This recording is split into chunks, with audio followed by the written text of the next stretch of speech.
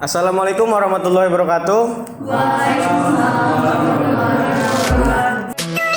Kami di sini dari kelompok oligopoli ingin menjelaskan konsep pasar oligopoli. Saya Taufik Haji sebagai moderator.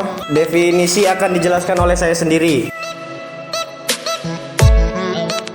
Pasar yang hanya terdiri atas beberapa penjual yang saling bersaing untuk memperebutkan jumlah pembeli yang banyak.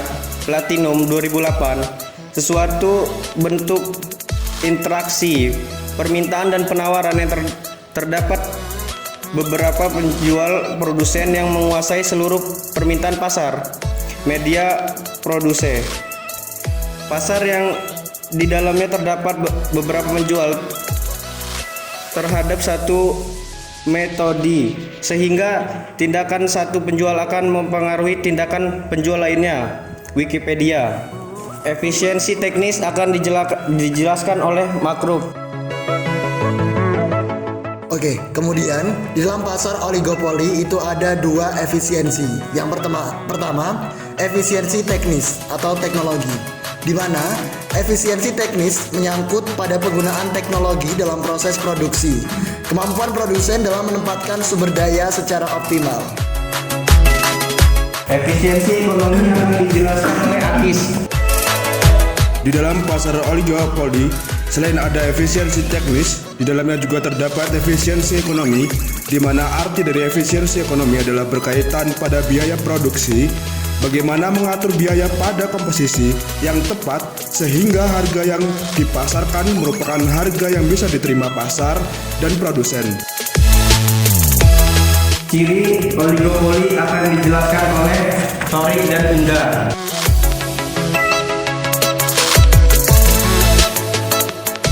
Ciri oligopoli: 1. Terdapat banyak pembeli di pasar. 2. Hanya ada beberapa perusahaan dalam kurung penjual yang mendominasi pasar. 3. Umumnya adalah penjual-penjual atau perusahaan besar yang memiliki modal besar saja atau konglomerasi. 4. Produk yang dijual bisa bersifat sejenis namun bisa berbeda mutunya.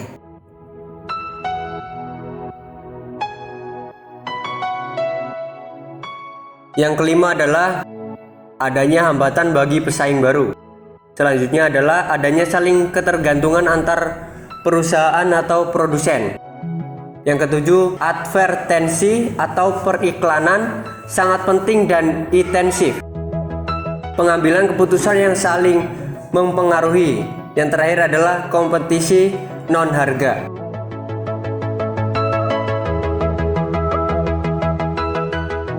Jenis pasar murni akan dijelaskan oleh Oji.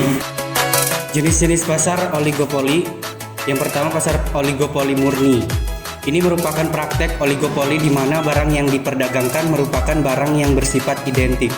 Misalkan praktek oligopoli pada produk air mineral dalam kemasan atau semen. Jenis pasar dengan pembeda akan dijelaskan oleh Meta.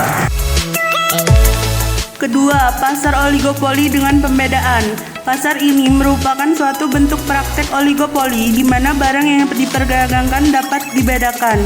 Misalnya, pasar sepeda motor di Indonesia yang akan dikuasai oleh beberapa merek terkenal seperti Honda, Yamaha, dan Suzuki. Jenis pasar kartel akan dijelaskan oleh Sakira.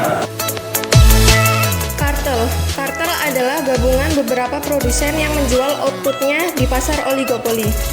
Tujuan kartel: yang pertama, kartel dengan tujuan memaksimumkan keuntungan. Yang kedua, kartel dengan tujuan membagi pasar. Jenis pasar melakukan persepakatan akan dijelaskan oleh Tika dan Adel. Persepakatan dalam pasar oligopoli: penurunan harga dari suatu perusahaan berkecenderungan menyebabkan perusahaan lain melakukan penurunan harga agar tidak kehilangan pelanggan.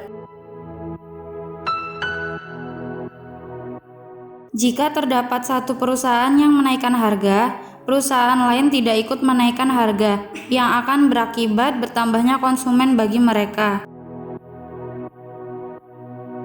Maksimasi akan dijelaskan oleh Pina.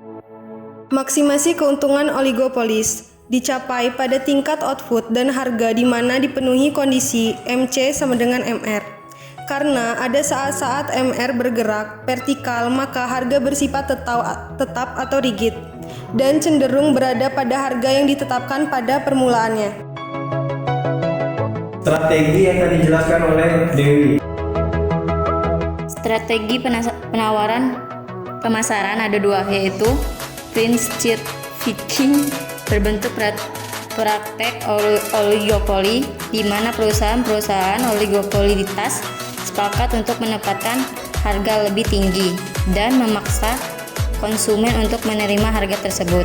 2. Manipulasi penawaran terbentuk dari praktik oligopoli, di mana perusahaan-perusahaan oligopolitas sepakat untuk menunda proses produksi atau menghentikan penawaran untuk kurungan waktu tertentu sehingga terjadi kelangkaan barang di pasar. Kelebihan dan kekurangan akan dijelaskan oleh Fadila. Kebaikan dan keburukan pasar oligopoli. Kelebihan: 1. Memberi kebebasan memilih bagi pembeli. 2. Mampu melakukan penelitian dan pengembangan produk. 3. Lebih memperhatikan kepuasan konsumen karena adanya persaingan penjual. 4. Adanya penerapan teknologi baru. Kekurangan: 1. Menciptakan ketimpangan distribusi pendapatan. 2. Harga yang stabil dan terlalu tinggi bisa mendorong timbulnya inflasi. 3. Bisa timbul pemborosan biaya produksi apabila ada kerjasama antara oligopolis karena semangat bersaing kurang. 4. Bisa timbul eksploitasi terhadap pembeli dan pemilik faktor produksi. 5. Sulit ditembus atau dimasuki perusahaan baru. Oke, sekian presentasi dari kelompok kami. Kurang lebihnya mohon maaf. Kepada Allah saya mengampun. Saya akhiri. Wassalamualaikum warahmatullahi wabarakatuh.